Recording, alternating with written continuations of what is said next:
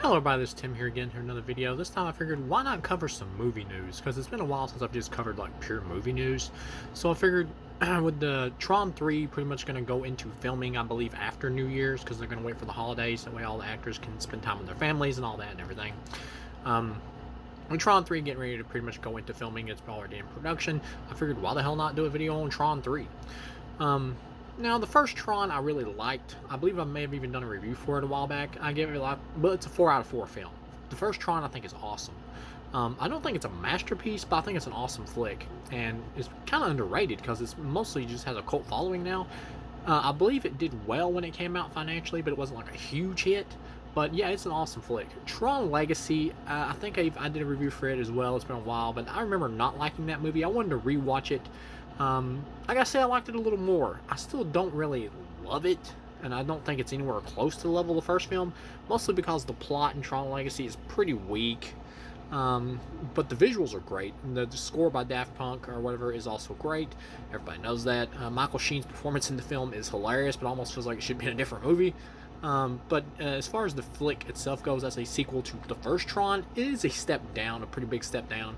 It's not a terrible movie. It is decent. It'd be like a 2.5 out of 4 for me. It is a decent film. I know it has a small cult following for people that do really like it, but as far as like as an actual sequel to Tron goes, it's not that great. It has good moments and some beautiful visuals, but as a film overall, it's decent, really. So now we got Tron 3, which Tron Legacy bombed, and to be honest, Disney pretty much overspent on that film, especially when the first one only had like a cult following, so they pretty much overdid it when it came to terms of the budget for the second one. So now we got Tron 3, which is finally going to happen, and Jared Leto's going to be playing it. It's called Tron Ares. You got Jared Leto, Cameron Monaghan, and Evan Peters, who of course I believe played Dahmer in that show Dahmer. But yeah, Evan Peters has proven himself to be like a great actor, and he was the best version of Quicksilver we had between him and whoever the hell that guy's name was from Kick-Ass. I actually forgot that actor's name.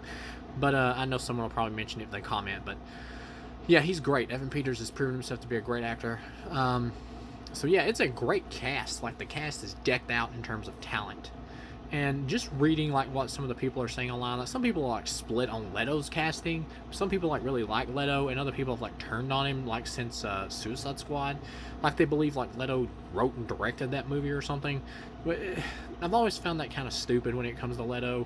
Like, I'll be honest, like as a film fan and as someone who studies film and has studied film his whole life and has seen like millions of, or at this point probably millions of films,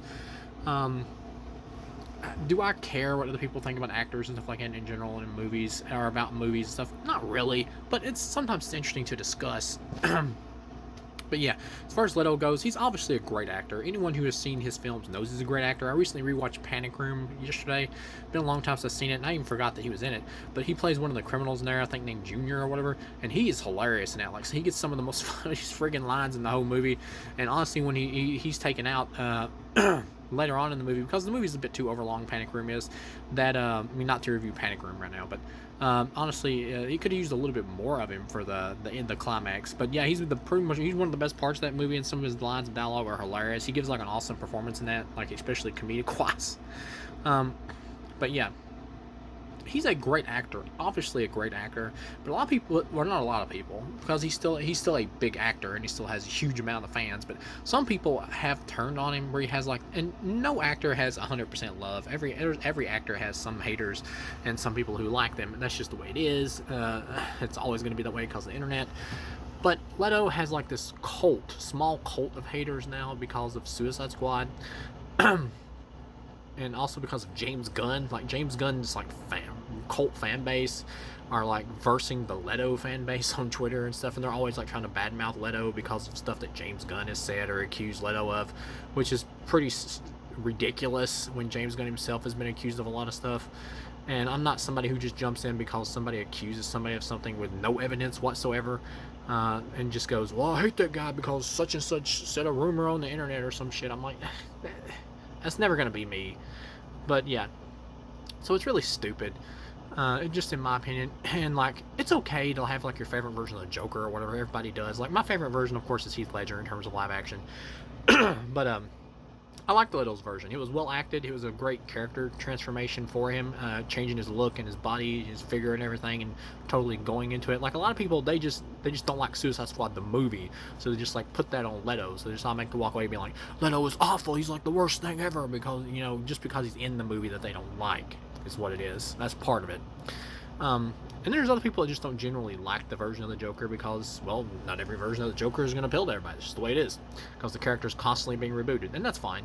But for a lot of people, they just jump in on the bandwagon thing because it's popular at the time when Suicide Squad came out to like bash DC movies. And Suicide Squad wasn't as good as it could be. It was obviously hacked up to pieces by the editing, by WB and everything.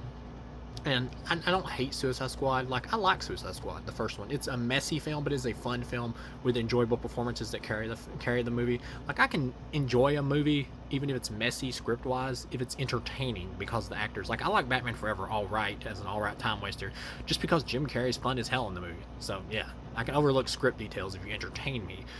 Same thing with Suicide Squad. The actors entertain me. I like Jared Leto's Joker, even though he's underused. I like Margot Robbie's Harley Quinn. I like Will Smith in the film. I like John Courtney in the film. All the actors did a good job.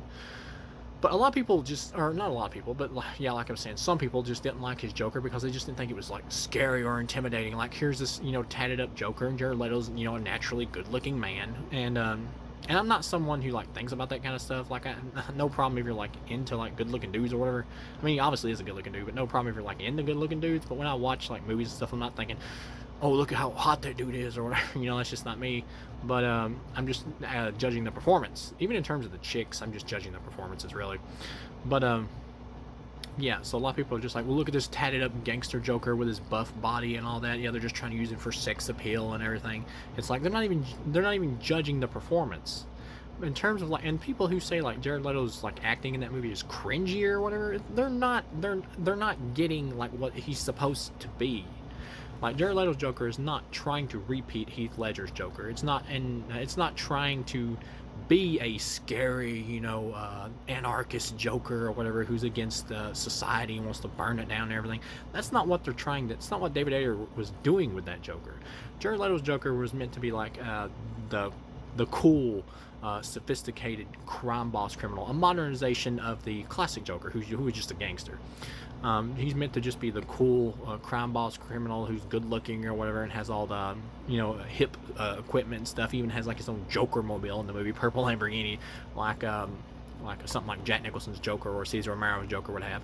So he's meant to be much more of a comic bookish Joker who's like the beautiful criminal or whatever, and good looking like Jokers have already been done in the comics before Suicide Squad. It's not something that's new, but a lot of people just didn't like it just because he's not trying to be a scary, super intimidating Joker, and they're not getting that when he's acting in the movie. He's not trying to play that type of Joker where he's like, I'm so scary and everything. It's not what he's going for. He's trying to play like the good looking, seductive crime boss, sex symbol type Joker. That's what they're going for. And some people will just be against that on principle just because they want something that's more intimidating, more scary, more of the same piece as like what Heath Ledger's Joker was, because that came out before this. And I get it.